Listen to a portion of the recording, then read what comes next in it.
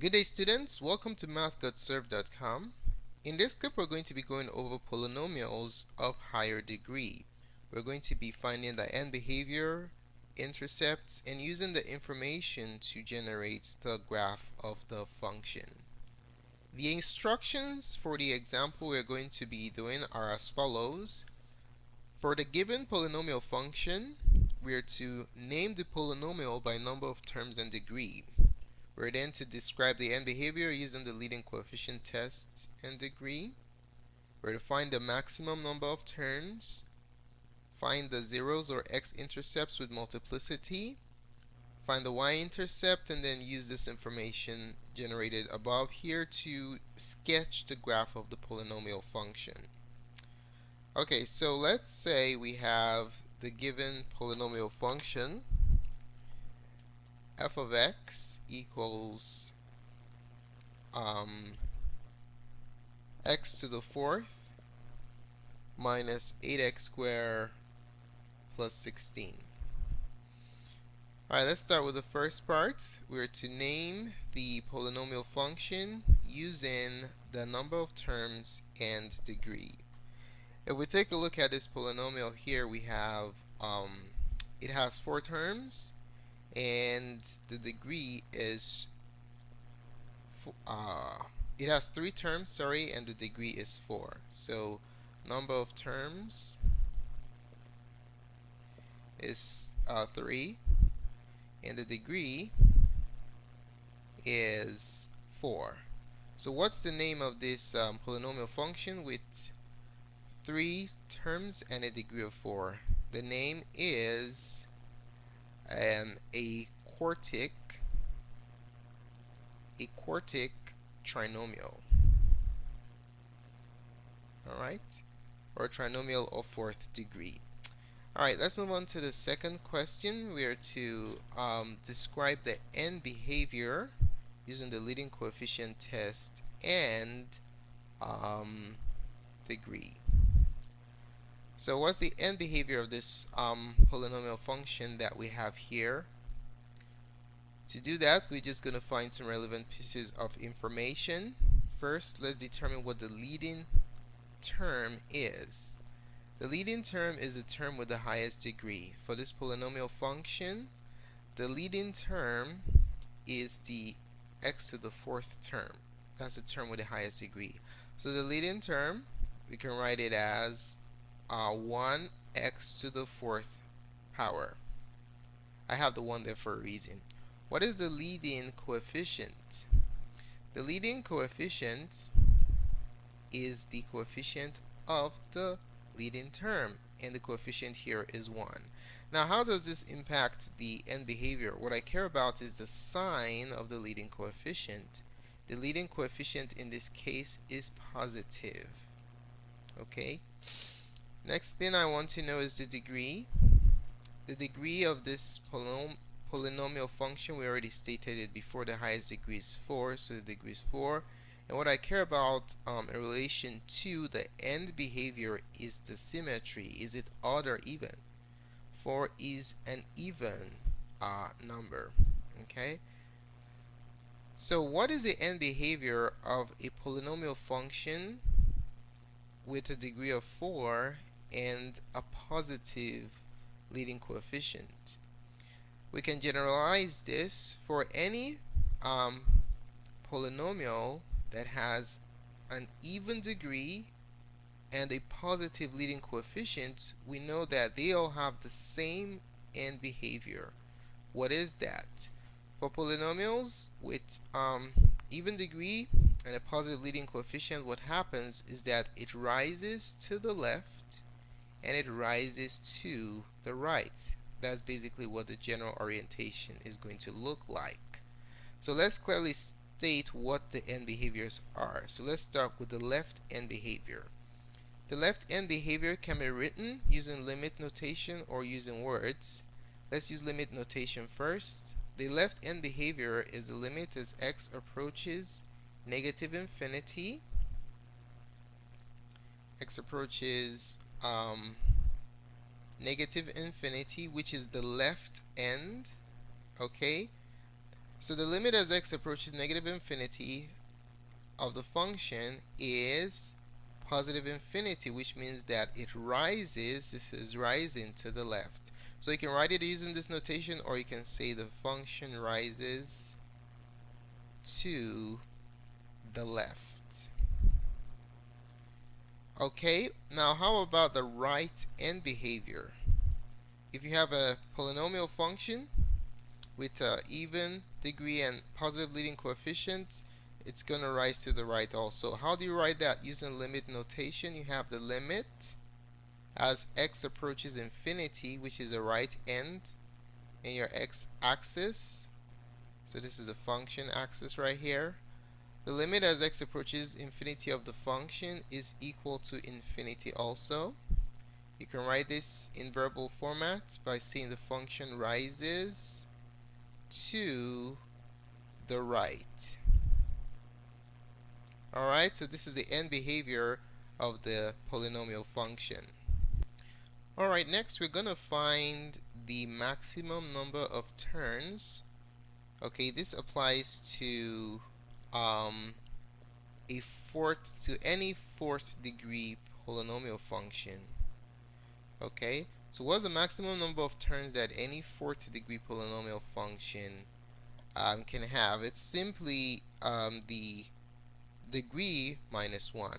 Alright, so what's the degree again? The degree is 4, so the maximum number of terms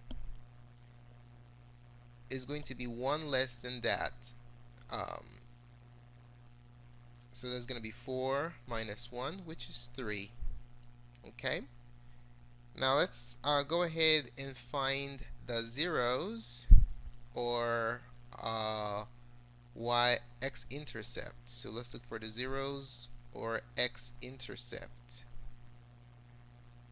The zeros or x-intercepts can simply be found by setting the y to 0 and solving. So set y to 0 and solve. Okay. Alright, so let's go ahead and do that. The polynomial function again is f of x equals x to the 4th minus 8x squared plus 16.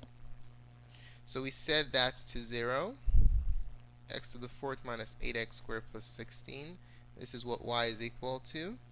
And then we'll solve this resulting quartic trinomial. Alright, since we have 3 terms, we're going to factor by grouping. So let's make our nice little x game or diamond method. AC goes on top. AC is 16 and B is negative 8. Now what two numbers multiply to give you 16 and add to give you negative 8? We can use, what can we use here? Let me put it in green. Negative 4 and negative 4 works perfectly here. Okay, so remember A is 1 and C is 16, so AC goes on the top and B goes on the bottom. Alright, let's insert these two numbers. We have x to the 4th minus 4x squared minus 4x squared plus 16 equals 0. Let's break it down the center and factor by grouping. Okay. From the first two terms, we can factor out x squared. So factor out x squared from the first two terms. We have x squared, and we're left with x squared minus 4. And then from these last two terms, we can factor out negative 4, and we are left with x squared minus 4. Okay, we bring together the factor out the identical quantities, x squared minus 4. And on the outside, we'll just bring together x squared minus 4 in their own parentheses. Alright, set that equal to 0. Now we can still factor further here. These are difference of squares, so if we want to factor this further, I'm using the difference of squares formula. So recall if you have a square minus b squared, that factors out into a plus b times a minus b. Okay, so we have a difference of squares here twice. So we're going to apply this idea in the factorization of these two quadratic binomials. So it's going to become x plus 2 times x minus 2, and then another x plus 2 times x minus 2 equals 0. Alright, so to solve this, we have 2x plus 2's x plus 2 and x plus 2. And then we have 2x minus 2's. So let's just pick one from both, okay? So x plus 2 equals 0. And x minus 2 equals 0. If we solve this, we have x equals negative 2 and x equals 2. Now, how do we acknowledge the fact that these two zeros repeat themselves twice in the factored state?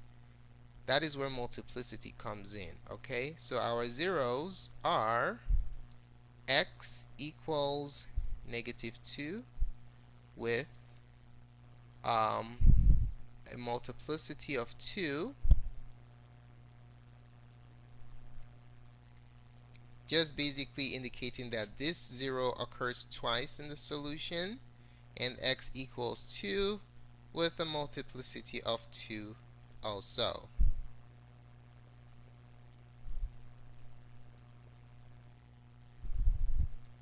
Okay, so there goes your zero. There are the zeros for your polynomial function. Now let's take a look at the next part. We are to find the y-intercepts. So for part 5, we want to find the y-intercepts.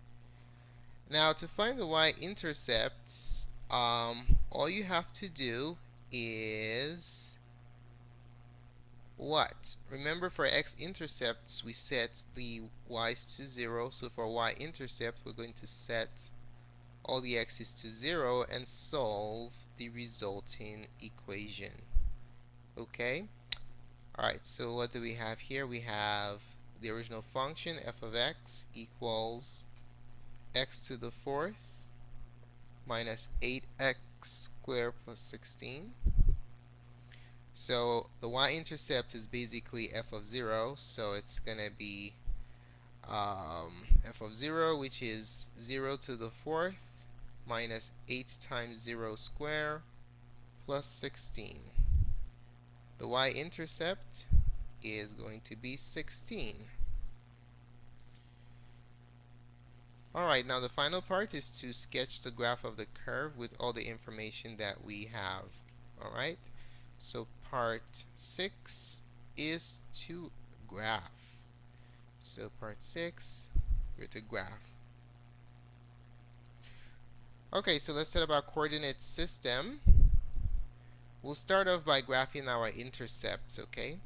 So our x-intercepts, or the zeros of the quadratic function, is given by, change my pen here.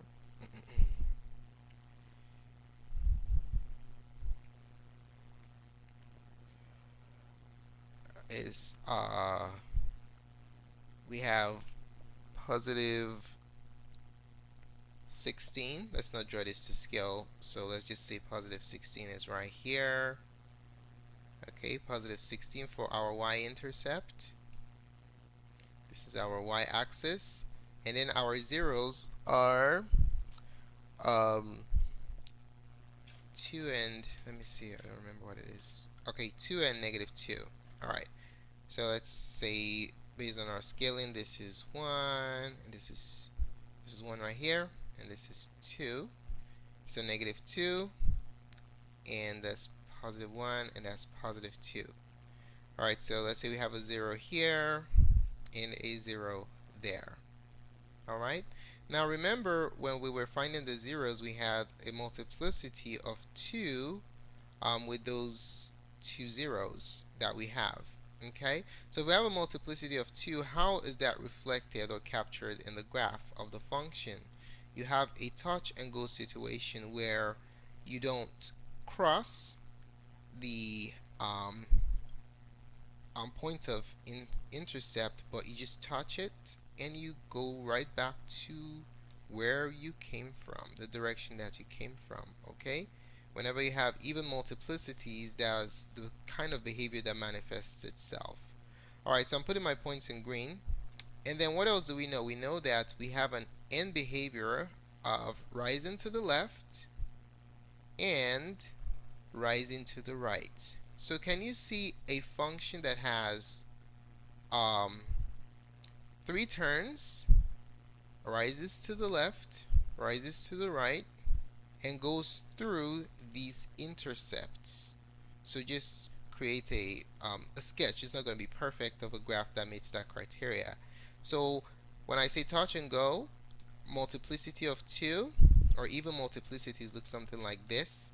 Instead of cutting the graph, it doesn't cut. It just touches it and goes right back in the direction it came from. Okay? So that's one turn. We need another turn, turn number 2. And then here we have a multiplicity of 2 again, so the same behavior will manifest itself. So we have a touch and go scenario happening again, and then we rise to the right according to the end behavior that was indicated earlier. Remember, we used the leading coefficient test and the degree to determine that the polynomial function will rise to the right and rise to the left. Okay, so this is just a rough sketch of the function x to the 4th minus 8x squared plus 16 using the information that we generated earlier. Thanks so much for taking the time to watch this presentation. Really appreciate it. If you found the contents of this tutorial helpful in your study of polynomial functions, do give us a thumbs up. Your positive feedback is very valuable to us. If you have any questions or comments about the contents of this presentation or any pre-calc concepts in general, just place your questions in the comments section below, and we will be more than glad to support you. Don't forget to subscribe to our channel for updates to other tutorials such as this. More clips can be found on mathgotserved.com. Thanks again for watching and have a wonderful day. Goodbye.